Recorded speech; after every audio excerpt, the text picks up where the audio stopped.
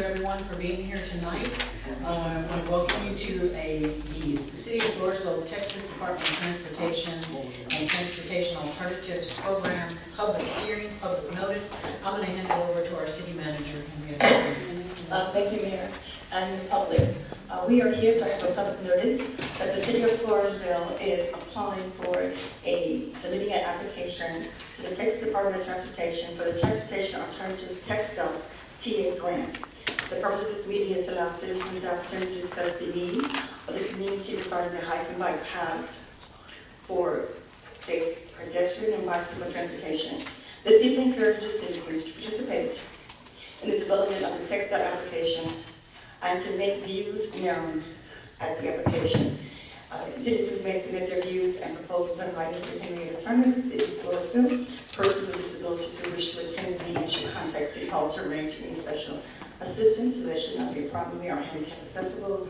Any user who require any aids, and I have not been contacted in reference to that, should let us know. We have put this in the newspaper and we're looking for any comments. So the hike and bike trail, this is a grant with TxDOT to make improvements from 97 going towards the depot, and it will stop there. We're looking at doing a concrete sidewalk with the applications, including for us to make those improvements. So this is TxDOT is only going to make improvements to the actual pavement itself. There's no lighting or benches because TxDOT isn't allowed to do that.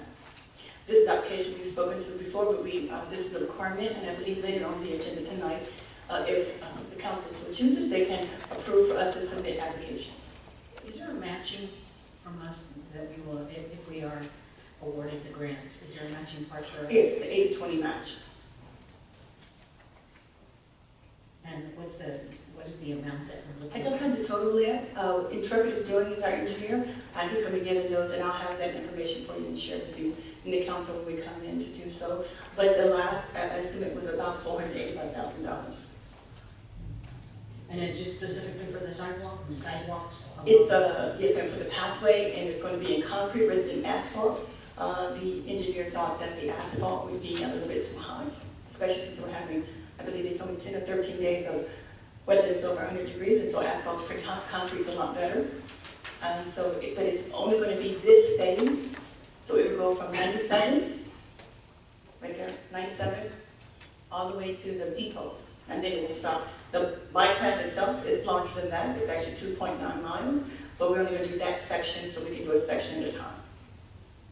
The ultimate goal, and you all have appointed a hike and bike committee, is to connect with Post all the way to Riverbend. That would be approximately 8.1 miles, but right now we're just trying to do this section. Any questions from the council or any citizens? Any comments regarding this?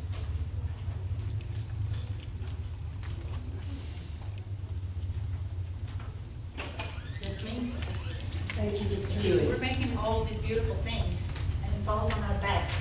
How do we handle it?